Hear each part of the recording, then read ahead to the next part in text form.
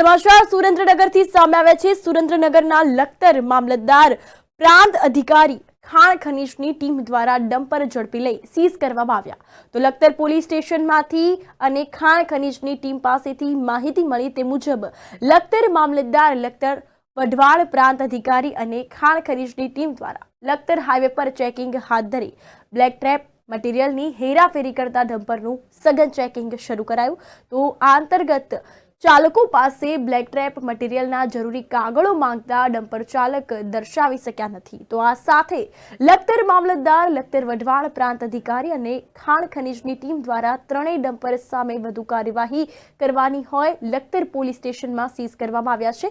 ત્રણેય ડમ્પરને સીઝ કરવામાં આવતા લખતર હાઈવે પરથી કાગળિયા વગરના અને ઓવરલોડ ડમ્પરમાં બ્લેક ટ્રેપ મટીરિયલની હેરાફેરી કરતા ડમ્પર ચાલકો તેમજ ડમ્પર માલિકોમાં ફફડાટ વ્યાપ્યો છે।